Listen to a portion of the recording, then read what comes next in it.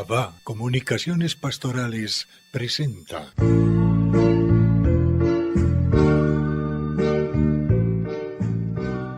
Controversia frente al mundo.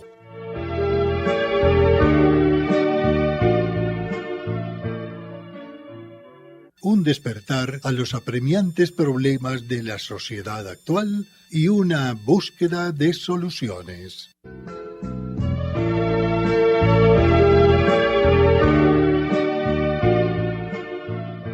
Muy apreciados amigos, reciban nuestro saludo especialísimo de parte de nuestro grupo Controversia.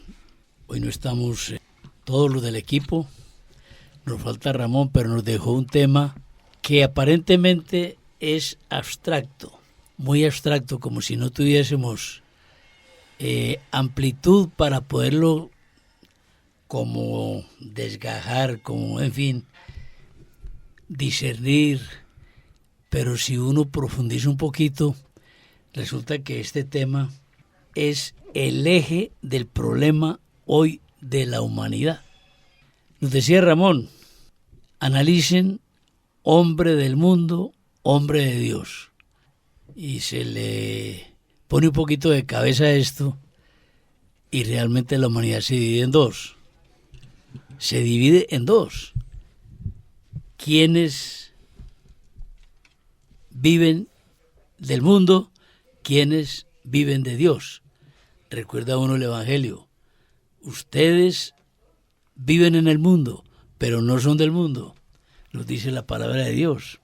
Entonces el mundo tiene su oferta, halagadora, sabrosa, para vivir aquí un buen rato.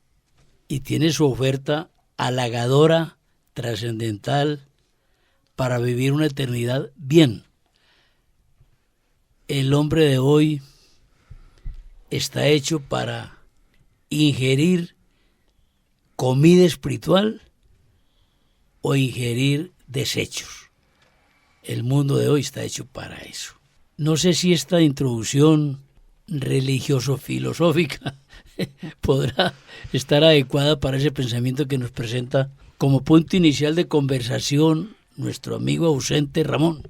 Orlando, mira, escucho tus palabras y pasan imágenes por mi mente, como visualizando ese hombre de Dios y ese hombre del mundo.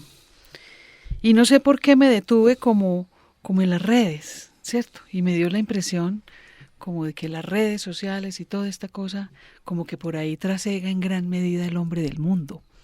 Aun cuando también tenemos espacios para la evangelización y para el tema de lo católico, que incluso hago un comentario. A mí yo siento que a veces también lo católico es tocado en las redes sociales como también con una tentación, con la tentación de la vanidad, de la, no sé, bueno, de ciertas cosas, claro. Todo, ¿cierto? Entonces me imaginé como esas dos Marisabel, dimensiones. Entendiendo que el pensamiento de Ramón es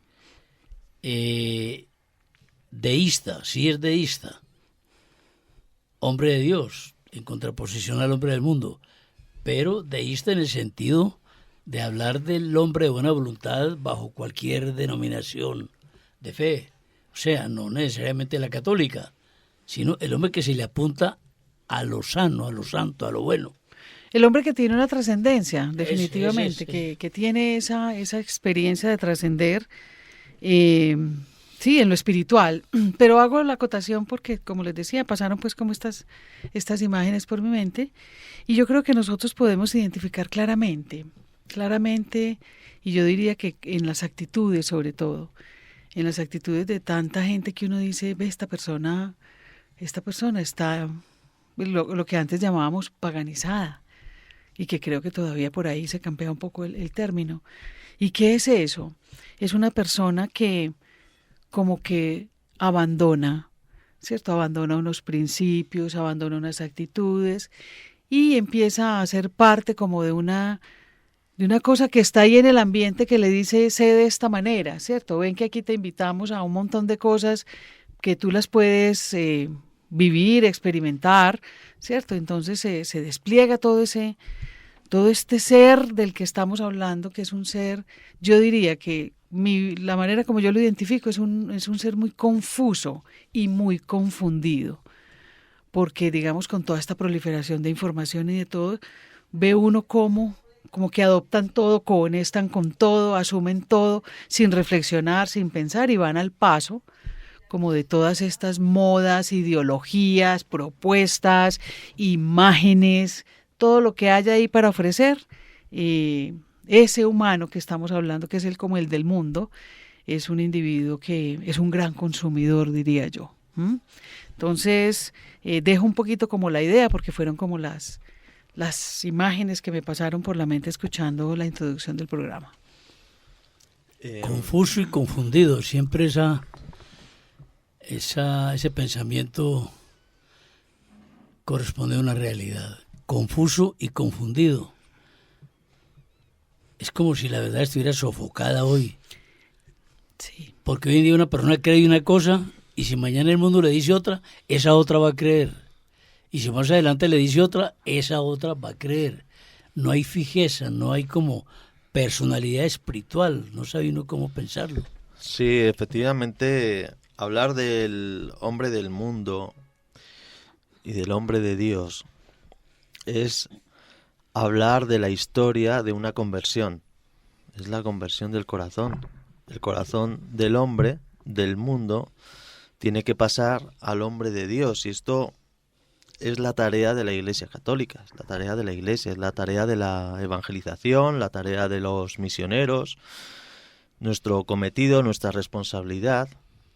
Todos nacemos inmersos en este mundo, inmersos en la ideología del mundo, aceptamos sus postulados, la misma carne que nos constituye tiene una inclinación que nos conduce hacia los postulados del mundo. Y como un salmón que va remontando río arriba, la Iglesia nos propone un cambio, una conversión. Tienes que vencer esas inclinaciones egoístas que actúan en tu corazón, porque sin darte cuenta eres esclavo de unas sabrosas cadenas que te propone el mundo. ¿Cómo nos liberaremos? ¿Cómo nos podemos alcanzar la libertad? Con semejantes cadenas sabrosas, dulces, ricas al paladar, pero que te quitan la libertad y tú no sabes que te están quitando la libertad, porque lo que te pide el cuerpo es darte gusto, buscarte a ti mismo, hacerte Dios de ti mismo, establecer las reglas del relativismo en tu corazón, marcar tú las normas. La soberbia te entrega a la lujuria, a los pecados capitales. Quieres todas las mujeres para ti, quieres todos los pasteles de chocolate para ti, y nosotros somos presos de esta circunstancia. Y viene la Iglesia, viene Jesucristo y te dice: es que, hijo mío, tú no te das cuenta lo que está pasando, lo que está sucediendo en tu corazón. Yo te amo con todo mi corazón y no puedo permitir que unas cadenas dulces y sabrosas te tengan sometido, secuestrada tu libertad. No lo puedo permitir. Yo te voy a dar la libertad. Yo te voy a marcar el camino de la libertad. Y este camino de la libertad, que es el camino del amor verdadero, donde tú renuncias a tu egoísmo, tú renuncias a tus complacencias para buscar la felicidad del otro, la felicidad de tu esposa. Tienes que renunciar a tus propias complacencias, la felicidad de tus hijos, que no te apetece hacer muchas cosas, que implica la vida familiar, que tienes que levantarte pronto, llevar a los niños al colegio, hacer las tareas, ayudarles en las tareas con ellos, y luego los médicos, tal. Es una vida de servicio constante, lo que es la vida familiar. Es una escuela donde nosotros purificamos el corazón de ese egoísmo natural que nos posee, que nos tiene secuestrado. Y Jesucristo nos muestra sus llagas. Dice: mirad mis llagas, yo he dado la vida por vosotros. Os he mostrado un amor que nunca jamás antes se había mostrado en el mundo, y por tanto, antes de que yo mostrara este amor en la cruz, vosotros estabais ciegos, no sabíais que existía semejante amor al que estáis llamados. Estáis llamados a amar, pero el amor implica sacrificio. Tienes que morir a ti mismo como yo he muerto en la cruz, y así Nos dice Jesucristo, como yo he muerto en la cruz, que me veis crucificado, así es como yo os veo a vosotros. Vosotros estáis crucificados, tenéis clavos en las manos y no podéis hacer lo que queréis, tenéis clavos en los pies y no podéis andar a donde queréis, os come la pereza y por eso son los clavos en los pies.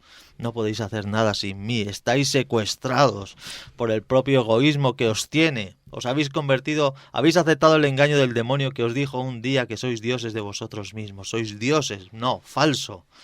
Yo os doy la libertad. Y nosotros encontramos la libertad en los hombres de Dios. ¿Y qué es un hombre de Dios? Un hombre que encarna en su corazón al mismo Señor Jesucristo. Y como lo encarna, no es que lo imite, sino que dentro de él está Jesucristo. Dentro de nosotros está Jesucristo por el bautismo para conducirnos a esta aventura de descubrir el amor verdadero. Claro, Antonio, que para ese estado de pensamiento, de conducta, o mejor de comprensión, hay que partir del bautismo, porque solo a través del bautismo el hombre puede entrar a la mayor capacidad de la comprensión, aunque muy lejana, de lo que es Dios. Pero antes de eso habría que hablar de la ley natural. Entonces, la conciencia natural de la humanidad la imprimió Dios de manera uniforme en todas las personas, bajo cualquier modo de creer. Lo que pasa es que el catolicismo ya es la revelación que se empezó a formar desde la pequeñez de un pueblo que fue el pueblo de Israel hasta llegar a la plenitud del tiempo cuando ya viene Cristo. Y bien, pero antes de esto hay que mirar cómo todas las razas de la creación empezaron a distinguir primariamente lo bueno de lo malo. No lo perfecto. Lo perfecto vino con Jesucristo.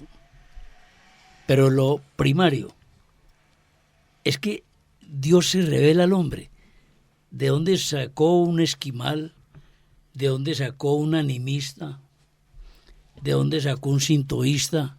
Para hablar de diferentes modos de creer en diferentes épocas y razas y momentos de la historia. ¿De dónde sacaron los, en épocas ya más recientes, pero antes de Cristo, los romanos, los griegos, los persas? En fin, y antes, a ver, los nuestros, los incas, los chibchas, los aztecas, los navajos, los piel rojas, ¿de dónde sacaron que robar era malo? Fijémonos que hay una uniformidad en la ley natural. Y eso no lo inventó el hombre. Si el ser humano pensó que robar era malo, aún más, que la infidelidad era mala, que la mentira era mala, uniforme a cualquier raza, credo, viejo o nuevo. Entonces, esa renuncia a esos valores primigenios, hoy nos ha llevado a un momento más crítico y más semejante a las primeras civilizaciones de la historia. ¿O complicado eso, Luis Horacio? Nada de complicado, queridos radioescuchas de Radio Bolivariana. De Radio Bolivariana, que por fortuna ha sido una emisora que nos ha acogido, y de las redes sociales de las que hablaba Marisabel al comienzo, porque también ayudan mucho para el mal, pero ayudan mucho para el bien. Este programa, pues con modestia lo tenemos que decir, con modestia. Un poquito de gente. Aquí vamos a hacer alardes de la arrolladora sintonía de la que hablan las cadenas radiales. No. Aquí se trata de un grupito el que Dios quiera seleccionar, y si este programa le sirve a una persona, alabado sea Jesucristo, que le sirve a esa persona. Pero este programa tiene su su audiencia pequeña, muchas no nos interesa, a través de las redes, de YouTube y de teléfonos celulares a los cuales se les envía de manera directa. Hemos tenido reportes de algunos países, pero no es ese el objeto, el halago de este programa, conquistar oyentes, de ninguna manera. El halago de este programa es poner a circular un pensamiento en torno a la verdad, caiga donde caiga. Desde mi experiencia formativa en la Bolivariana, no en Radio Bolivariana, En la universidad. en la Universidad Facultad de Filosofía y Letras, en la época de Monseñor El egregio Henao rector- Botero. Exacto, sí. Félix Henao Botero, que aunque no fue el fundador, sí fue el que le dio el crecimiento y la grandeza. Se hizo la primera tanda de literatura latinoamericana. Y ahí leí una obra, ¿Qué es eso de la primera tanda? la primera vez que se enseñó en la facultad, literatura latinoamericana. Todo era súper clásico. Y aquí fue aterrizando a lo nuestro, a la cultura nuestra. Y Sábato y otros muchos escribieron novelas y obras. Entonces, un protagonista escribe y cuenta el crimen de haber matado a la persona que más quería y que más lo pudo haber querido y lo podría haber querido en su vida. Y entonces dice él desde la cárcel, ¿por qué cuento yo esto? Con la sola esperanza de que alguien, así sea uno, me comprenda. Entonces, este programa vale la pena y este esfuerzo vale la pena, así haya la respuesta de una sola alma. El Evangelio de alguna manera lo avisoró con la regada de la semilla en el campo. No toda germina. Germina un 10%, un 5%, un 20%, un 30%. Pero sea el porcentaje que sea, si sea el más bajito, se justifica la siembra, el cultivo. Entonces aquí realmente nos estamos cultivando como creyentes y nos estamos cultivando como seres humanos. Para ser buen creyente debo ser buen ser humano. Es decir, lograr la plenitud para lo que aparecí, para lo que me pusieron, para lo que me creó Dios. Hay un plan con cada uno. Y es en dos dimensiones. El de la existencia y el de la vida. Por el de la existencia existo con toda la creación. Y por el de la vida participo de una dimensión muy particular que es la vida misma de Dios. Por eso soy yo un ser vivo, porque Dios es un ser vivo y nos comunica su vida. Entonces, en esa dimensión es donde yo creo que se puede ubicar esta dinámica, esta dialéctica, esta tensión entre servir al mundo o servir a Dios. Y servir al mundo me pone en contra de Dios si me voy a dejar arrastrar por sus principios y sus valores. Como nosotros somos la gloria de Dios, el ser humano, se ha dicho, es la gloria de Dios, por eso el odio de Satanás contra nosotros, para poderse, diríamos, de alguna manera, como vengar de Dios, hacerle doler a Dios.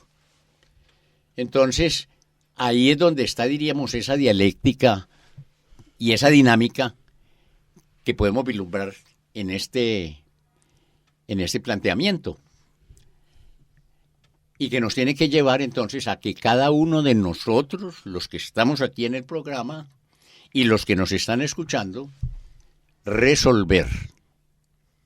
Y diríamos, esa es la cuestión, como diría William Shakespeare. O ser de Dios y servir a Dios, o ser del mundo y servir al mundo. Incluso, Luis Horacio, me suscitas lo siguiente, y es la pregunta, de verdad. Entonces, ¿cómo estar en el mundo sin ser del mundo? ¿Cómo estar en el mundo sin ser del mundo? ¿Qué tendríamos entonces que hacer los que creemos en Dios para estar en el mundo? Porque de hecho estamos en el mundo sin pertenecer a ese mundo. Y ahí es donde podemos entender, sí, esa gran tentación de todo. Es que esto yo diría que es estar en el mundo es una gran lucha. Es un combate permanente. Es luchar los que creemos por cómo estar acá con todo lo que propone el mundo y luchárnosla para no convivir con eso, por ejemplo. Entonces, yo pienso, ahorita pensaba algo y es, el mundo tiene mucho ruido y ese ruido es todas estas cosas que nos plantea lo que vemos hoy en día a través de todos los medios y de todas las posibilidades que tenemos como un gran ruido, pero ese ruido está como soportado, lo voy a llamar así, en ese gran silencio de Dios. ¿Y qué es el silencio de Dios? Es lo que nos contiene, donde está todo contenido en Él, ¿sí? Entonces es un poco como entenderlo de por ruido que haya, ¿sí? Por mundo que haya con todas sus cosas, nosotros estamos contenidos en Dios, ¿sí? Entonces ese ruido nunca será mayor que la realidad y la trascendencia y la existencia de ese Dios que habita con nosotros, habita en nosotros, que lo contiene todo, ¿sí?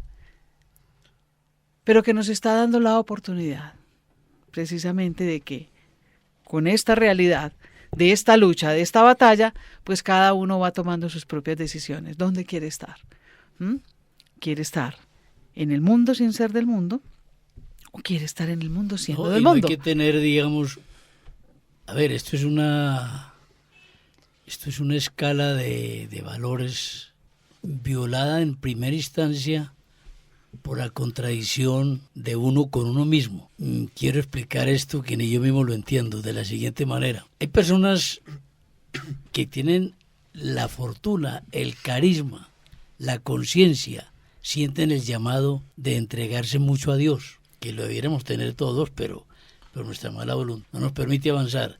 Pero por lo menos que no hubiera el divorcio, al menos en la vida civil, de la contradicción personal. Dice el Evangelio, que tu palabra sea sí, sí, o no, no. Mire, y esto no va para los curas, ni para los santos, esto va para todo el mundo. Va para nosotros. Va para nosotros. Entonces, la situación política de nuestro país Colombia, no vamos a hablar de situaciones específicas y mucho menos de nombres, pero sí de una realidad constante en nuestro devenir político. Nuestros políticos tienen los defectos nuestros. Si fueran honrados consigo mismos, no estaríamos en los debates que aquel dijo sí y aquel dijo no, que mañana este que dijo sí, ya hoy dice que no, que hoy con una doble faz al Congreso para ganarme unos adeptos, votando por unas doctrinas que ni yo mismo creo, por unos postulados. Entonces, nosotros andamos en contradicción con nosotros mismos. Entonces, eso revela la situación, por ejemplo, del país. Si usted ve, por ejemplo, ese hablar de justicia, de distribución, de equidad de todos los bienes, de esto y lo de más allá, que la verdad, que la democracia, que tal cosa. Mire usted la doctrina social de la Iglesia. No estamos hablando del culto, sino de la doctrina social de la Iglesia, los postulados para la redistribución de las riquezas, que no obedecen ni al comunismo ni al capitalismo, sino a la justicia, a la verdad. Ahí están esos libritos de la doctrina social de la Iglesia, fórmula social para el buen vivir, no admiten contradicción. Ahí los tenemos empolvados en las bibliotecas de todas las universidades. No son consultados, no son creídos, no son tenidos en cuenta. ¿Por qué? Porque confrontan esa realidad, el sí y el no que nos dijo el Evangelio. El problema social uno lo puede explicar desde el Evangelio, sin ningún problema. ¿Qué tiene esta iglesia que hay que ocultarla? ¿Qué tiene esta iglesia que hay que acabar con ella? Pero un señor dijo la otra vez, en la época del concordato, Antonio, no te tocó a vos, el concordato era para nosotros un acuerdo del Estado y la Iglesia. Exactamente. Y dijo, no, yo soy católico, yo la Biblia en la casa, pero aquí no es la Biblia en el Congreso. Momento, o es una norma, un régimen de vida, la palabra de Dios, o no es, pero no que en la casa tengo la Biblia y en mi comportamiento fuera de la casa ya tengo otros códigos de vida. Sí, lo que pasa, ¿Eso Orlando, somos? sí, eso somos, definitivamente. Yo pienso que eso que ahorita hablábamos, este es un hombre confundido y es un hombre confuso, y en tiempo confuso también. También está denotando una falta de trascendencia.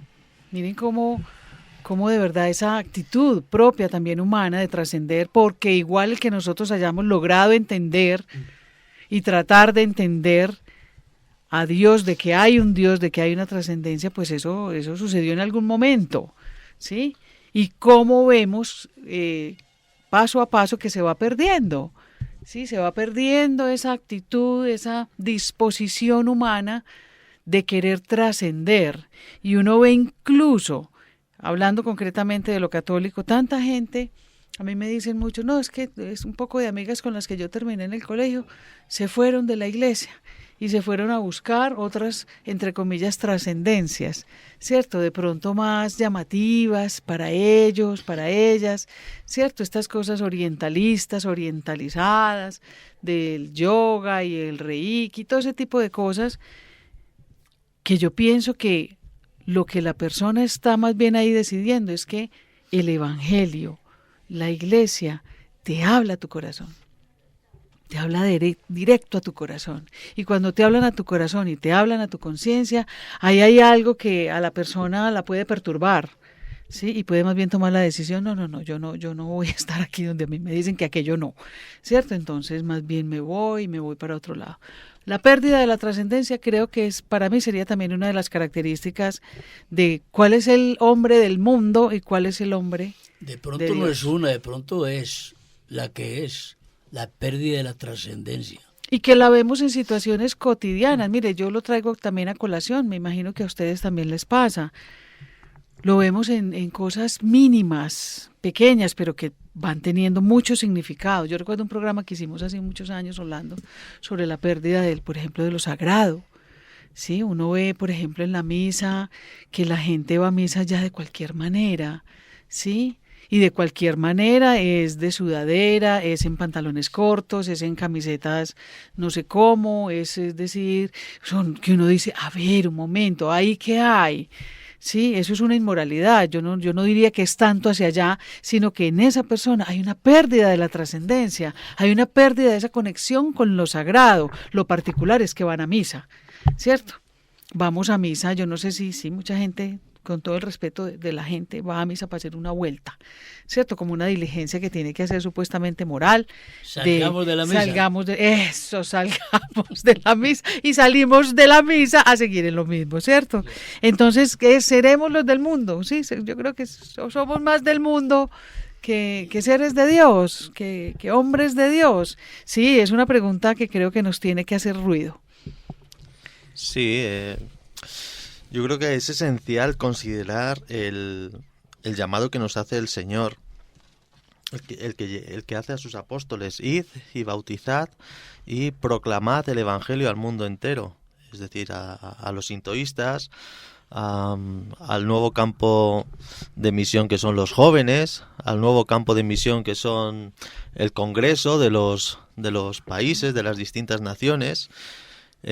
¿Por qué el Señor envía a los misioneros a los distintos pueblos que también tienen ellos, como tú has dicho, Orlando, en su corazón la luz del Espíritu que les va indicando esto está bien, esto está mal, la luz del discernimiento? El Señor, sin embargo, nos envía por aquello que nos revela San Pablo en la carta a los Romanos. San Pablo nos dice, nos revela, el Señor nos revela y San Pablo nos revela que somos esclavos, que el bien que tú quieres hacer no lo puedes hacer. Pero si tienes el Espíritu Santo, si estás revestido de ese Espíritu, entonces sí, entonces ya eres libre. Entonces nuestros pobres hermanos que viven en distintos países, los indígenas, de, por ejemplo, la selva de Dabeiba, donde fue la Santa Laura Montoya a evangelizar, tantos pueblos que no conocen a Jesucristo, se encuentran en este problema, que sin darse cuenta, porque ellos no tienen revelación de este punto, son esclavos de las inclinaciones de la carne. En el Congreso son esclavos de las inclinaciones de la carne. Los sintoístas, los hinduistas, los pieles rojas son esclavos de las indicaciones de las inclinaciones de la carne. Ven con claridad cuál es la verdad, cómo se tienen que comportar. Se han puesto todos de acuerdo, nos hemos puesto todos de acuerdo de que robar es malo, de que no puedes faltar a tu palabra en un contrato, por ejemplo. Pero luego te descubres que no puedes llevar a cabo eso que tú quieres con tu voluntad. Somos secuestrados. Estamos arrastrados por ese enemigo que establece esas inclinaciones en nosotros. Y ese es el pecado original. Y Jesucristo nos revela esto, nuestra esclavitud. Es que vosotros sois esclavos. Y le revela al pueblo de Israel que son esclavos también. Pero para revelarlo, les hace pasar 40 años por el desierto. Y no los libera de el mismo día, sino que tienen que ser conscientes de que son esclavos, de que quieren hacer las cosas y no pueden. Y para eso se necesita tiempo. El Señor, cuando a un muchacho joven de 17 años lo quiere liberar de la esclavitud, no lo libera el mismo día con la primera oración que le hace, por favor, ayúdame a no caer en las tentaciones de la carne. Un muchacho de 17 años, un joven, y se tiene que confesar todas las semanas de lo mismo, todas las semanas, años y años confesándose de lo mismo, y no encuentra en él esa libertad para sobreponerse a las tentaciones de la carne. No puede. Un adicto a las drogas, un adicto al alcoholismo, no puede. Y le pide al Señor y parece que el Señor no le hace caso. Es porque está recorriendo los 40 años en el desierto, donde tú tienes que ser consciente en primer término que eres un esclavo de unas cadenas sabrosas, ricas y dulces. Y cuando tú ya eres consciente de eso, y cuando ya llega ese momento en que tú le pides de todo corazón al Señor, y libérame ya, que no soporto más, que llevo ya años y años aquí, ya soy consciente de mi esclavitud, porque siempre me confieso de lo mismo, y tú no me ayudas. Y entonces el Señor manda la gracia, y tú descubres que es verdad, que te has liberado de la noche a la mañana de las tentaciones de la carne, como cualquier sacerdote que es llamado al sacerdocio, como cualquier monja que es llamado a consagrar su vida a Dios, como cualquier misionero que tiene que guardar la castidad, y parece que con 18 años no puedes. Sí puedes, con la gracia de Dios, y tienes que descubrir esta experiencia. Esta es la experiencia que tenemos que descubrir todos. Este es el llamado de pasar de ser un hombre del mundo sometido a las inclinaciones de la carne, a ser un hombre de Dios que tiene libertad, dominio de sí sobre estas inclinaciones perversas que van maluqueando, podemos decir, todo el ambiente y todas nuestras sociedades. Antonio, mire, y estás dando cuenta de algo que me parece clave, y es, en este mundo de ahora, con todo este deseo de la inmediatez, también podemos entender por qué tanta gente finalmente se rinde. Porque también quieren que la respuesta de Dios sea inmediata. Hoy en día la gente puede estar pensando que le oro a Dios y me llegue por WhatsApp, ¿sí? La respuesta, así como me llega el mensaje por WhatsApp. Entonces no llegó, yo no voy a seguir insistiéndole a Dios porque es que nada, entonces seguimos ahí. Pero mira lo interesante, y creo que es entender que es que este ser de Dios, ser nosotros de Dios, es un camino, es un recorrido. ¿Acaso entonces la vida de cada uno no será precisamente ese camino, que algo que empezó a los 18, pues finalmente se logra entender a los 40, ¿sí? Pero la persona vivió el camino, vivió el proceso. Mira lo importante, Antonio, porque creo que sí da cuenta de, sí, a la larga entiende uno por qué tanta gente hoy en día que quiere respuestas inmediatas, pues hombre, no encuentra ninguna respuesta inmediata de Dios, porque le está pidiendo, además pues que tenemos una información un poco como de un Dios mago, ¿cierto? O un Dios héroe al estilo de Marvel o DC Comic, ¿cierto? Como un personaje de ese estilo que viene a salvar el mundo de esa manera y que solamente a la indicación de nosotros ya estaba ahí, ¿cierto? Superman no llegaba con que solamente de alguien decía alguna cosa y aparecía Superman, ¿cierto? Mucha gente piensa que Dios como que tiene que ser algo así. Falta de trascendencia, y le voy a agregar otra, ignorancia entonces. Ignorancia, ignoramos, desconocemos, no tenemos ese conocimiento, no nos acercamos a él. ¿De qué significa hacer este camino? ¿Qué es este recorrido que hacemos en el mundo para poder decir que no estamos en él? Sigue bailándome en la cabeza la misma imagen que me surgió desde el planteamiento inicial de cómo estar en el mundo sin ser del mundo. Y la imagen es la de los peces y en el río Magdalena. La subienda, ¿en qué consiste? Que es un fenómeno real. Los peces suben en contravía de la dirección del agua, superando la resistencia de la fuerza del agua que baja y ellos suben.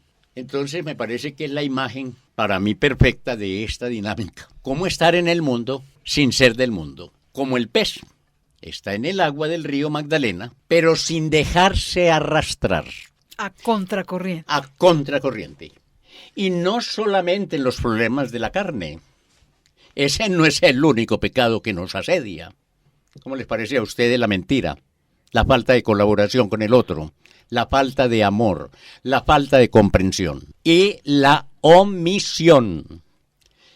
Hay una distinción que en estos tiempos y a través de esos programas me ha ido dando vuelta en la cabeza. Una cosa es no hacer el mal, que no significa que yo haga el bien. Las dos son una lucha. No dejarme caer en la tentación, que es lo que le pido al Señor y que Jesús mismo nos enseñó.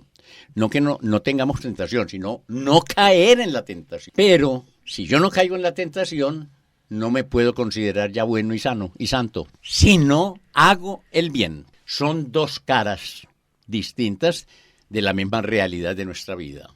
Dejar de hacer el mal y hacer el bien. Para eso yo suelo pedir la luz del Espíritu Santo para distinguir entre el bien y el mal, y la fuerza para no hacer el mal. Pero Señor, que yo no me quede ahí. En el Evangelio, no sé si ustedes recuerdan la cita, yo no la recuerdo, pero sí recuerdo el texto. Si hago todo lo que tengo que hacer, no me puedo considerar, porque esa es la obligación. La bondad está en ese límite más allá,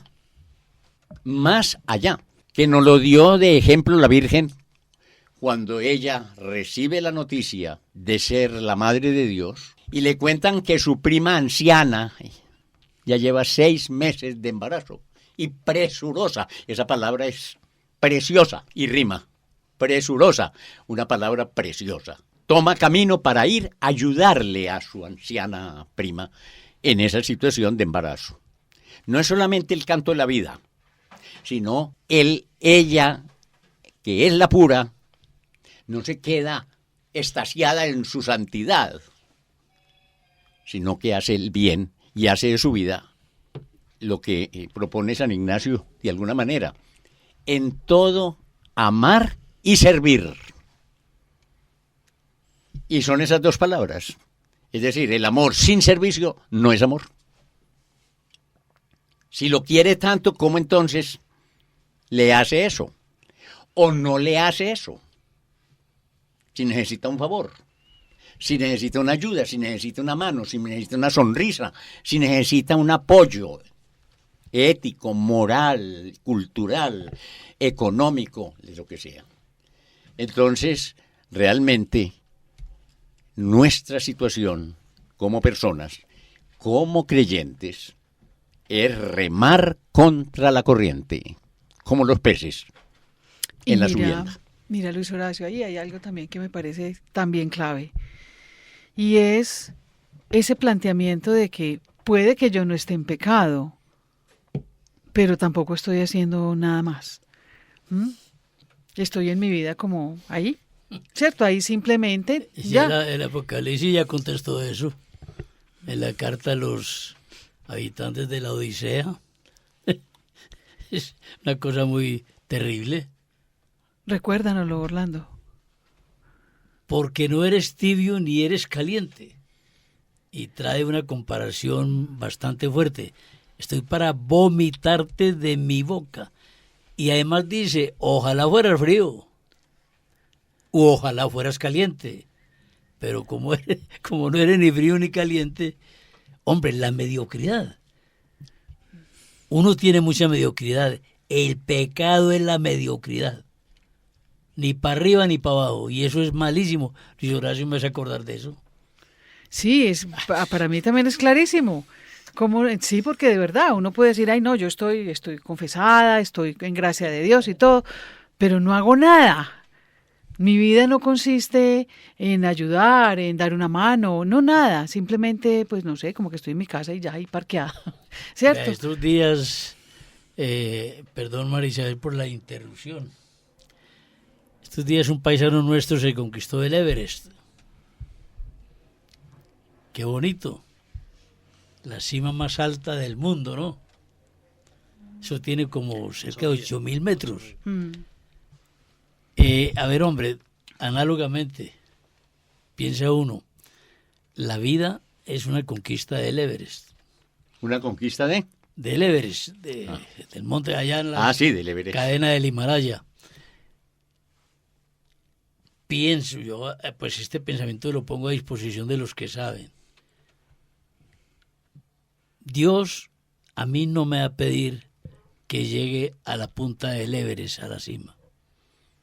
No me va a pedir eso. Me va a pedir que llegue hasta donde yo puedo llegar. Eso sí me va a pedir. Que yo, una vez que fallezca, Dios me diga, ve hombre, estabas bregando a subir, pero no sentadito. Estabas bregando a subir, ni te echaste a descansar para abajo. Entonces, pienso que esa es la vida espiritual. Y además creo que nos ayuda también como a entender claramente esto que estamos reflexionando hoy, ¿cierto? Entonces también ese ser del mundo es ese humano que todo nos ha ido devorando, tragando, los medios, la información, el consumismo, todo eso, y como pasivamente dejando que eso, ¿acaso luchar en contra de eso no será también el camino, ¿cierto? No será camino, no será que me saca de eso que estaba indicando Luis Horacio, que es que, ¿cierto? ¿Cuál es entonces el movimiento, la dinámica mía que hace que yo, estando en gracia, estoy también haciendo?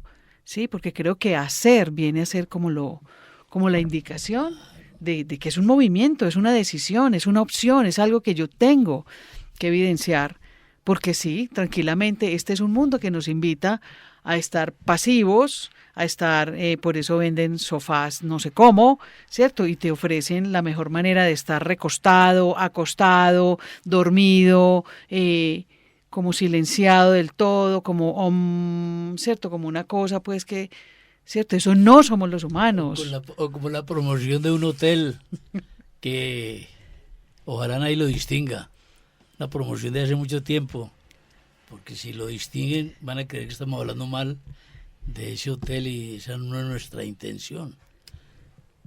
Permitidos todos los excesos. Así es, ¿cierto? Entonces miren cómo estar en el mundo sin ser del mundo. Y hacer de nuestra vida la gloria y la alabanza de Dios. Orlando inició y planteó el atisbo de la trascendencia del ser humano. Católico o no católico. De hoy con quienes estamos compartiendo este día en que estamos vivos, o de hace siglos. Y volviéndonos a esos otros siglos, cuando no existía el catolicismo para que se le eche la culpa, encontramos ahora que en las pirámides de Egipto están enterrados con todas sus joyas y con cosas para el viaje de la otra vida. Y llegan los españoles, sus antepasados, Antonio, Y tuyos también. Pero más a línea América directa. Latina, a Colombia, y encuentran las tumbas de los indígenas que no conocieron a los israelitas, ni conocían ni sabían que existía el Papa, ni Jesucristo, ni que el Señor había dado la vida por ellos en el Calvario. Y encontramos las tumbas con cerámicas, con alimentación Ollas, y con cosas ollas, y joyas familia y esto. entera. ¿Y eso por qué lo hacían? Porque creían que después de esta vida seguía otra. La trascendencia. Y es lo que explica Luis Horacio, tengo entendido, desde incluso lo antropológico, el nacimiento de la religión. ¿Sí? Cuando los humanos que caminaron y le dieron la vuelta a este planeta hace millones de años, y el que iba muriendo se iba quedando a la vera del camino, cuando decidieron enterrar a sus muertos. ¿Qué pasó ahí? ¿En qué pensaron? Porque había que enterrarlo. O sea, ya había algo ahí, una indicación de la trascendencia. Y El tengo hombre- entendido que es donde nace lo religioso, o sea, donde Exacto. nosotros vamos a ya convenir entre nosotros todos que aquí hay algo que trasciende y vamos a tomar una decisión. Eso es lo que se llama la cultura. Es correcto, es ¿Y correcto. por qué surge la cultura? Porque tenemos la capacidad de darle sentido y significado a las cosas. Inclusive a ese misterio, fenómeno rarísimo de antaño cuando se murió. ¿Qué pasó ahí? ¿Cierto? ¿Qué pasa ahí? ¿Cierto? Entonces, creo que podemos ir más bien apuntando a que ese estar en el mundo, el hombre del mundo o el hombre de Dios, creo que la diferencia estriba entonces en el hombre que trasciende y el hombre que no lo está haciendo.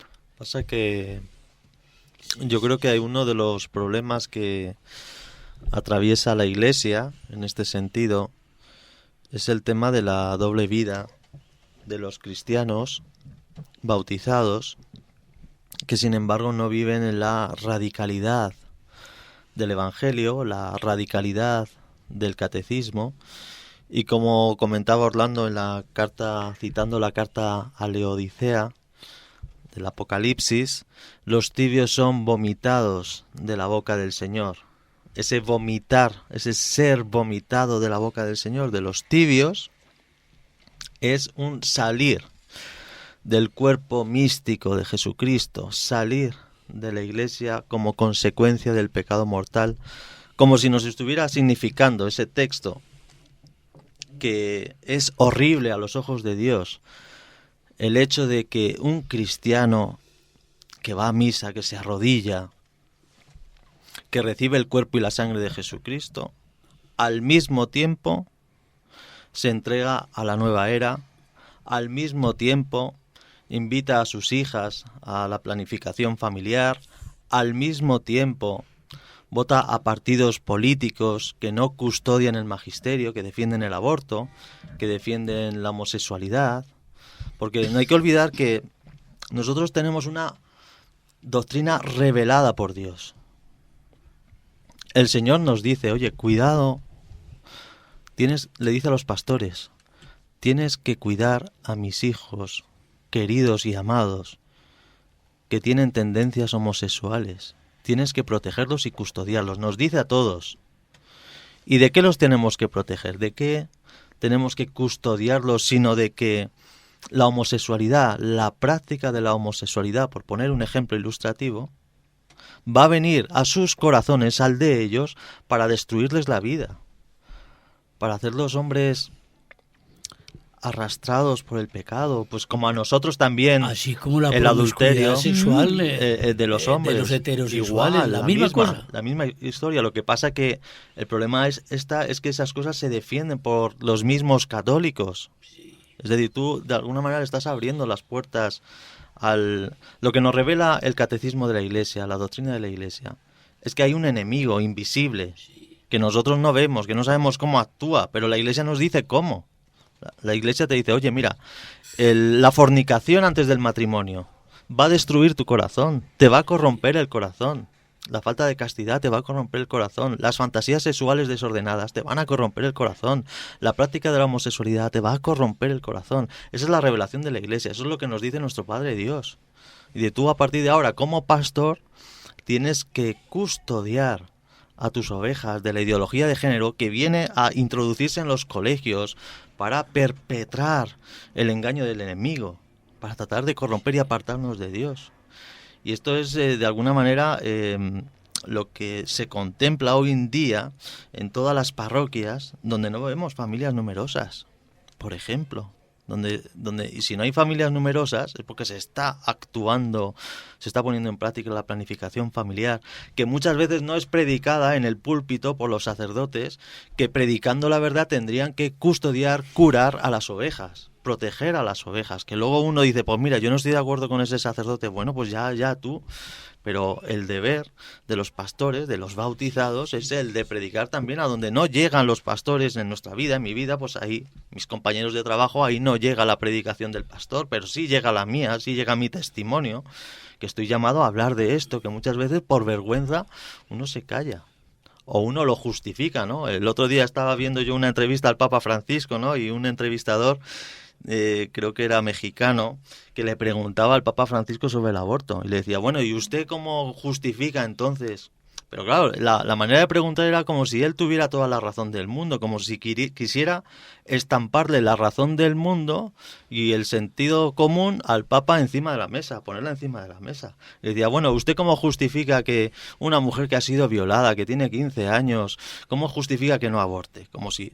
Claro, ha llegado a tal punto la corrupción del corazón que eso parece que uno cuando sale con ese argumento es como que ya no hay nadie que te lleve la contraria. ¿No? Ese es como poco a poco el discernimiento del hombre del que tú hablabas antes, que tiene todos los hombres, que está en el corazón, poco a poco se va oscureciendo y vamos entrando en la tiniebla y viviendo en la tiniebla y con la lógica y el sentido común de la tiniebla. Es un problema. ¿Pero qué respondió el Papa Francisco, Antonio? El Papa Francisco respondió, dijo, bueno, ahí hay un ser humano. Claro. Ahí hay un ser humano. Desde el segundo uno hay un ser humano y por lo tanto tiene su derecho a la vida. Claro. Que la ley natural le concede. Y mira una cosa, que como abogado tenés que dirimirla. Resulta que entonces violaron a la muchacha. Hombre, ¿quién no va a tener pesar de esa violación? Claro. Entonces matemos al inocente. En vez de coger el violador, que tampoco es cristiano, colgarlo, pero sí castigarlo. Vamos, sí, no lo vamos matar al inocente que no tuvo culpa de nada. Hombre. Y yo creo que son las confusiones, precisamente, que ese espíritu del mal se campea, se sigue campeando y llega a nuestras mentes y nos tienta y nos hace pensar que esas justificaciones, todo está justificado hoy en día, todo, absolutamente todo. Sí, el depredador que tiene mejor dicho, un arsenal de cadáveres a sus espaldas, está justificado que porque el papá le pegaba, ¿cierto? Justificaciones de que es que pobrecitos que fuimos maltratados, pobrecitos que fuimos castigados, no. Yo ahí difiero realmente, porque yo pienso que, y vuelvo al punto, si esto entonces no es una falta de trascendencia del humano, de verdad de entender que tenemos esa posibilidad, es que creo que para eso fue que entonces se nos dio esta mente poderosa que yo también la entiendo, Luis Horacio, como la gloria de la creación, ¿sí? La mente humana, ¿sí? Obra de Dios. Entonces, es el engaño, ¿cierto? Es un engaño tremendo que se campea y nosotros los cristianos, los católicos, todos estamos consumiendo eso. ¿Sí? Es que si nosotros, desde la fe, basados sobre la trascendencia, reconociéramos que somos templos vivos del Espíritu Santo, la relación conmigo mismo y con los demás, que somos seres corpóreos, sería muy distinta. Total.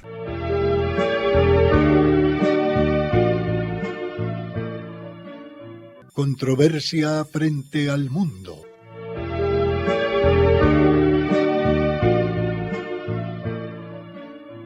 Un despertar a los apremiantes problemas de la sociedad actual y una búsqueda de soluciones.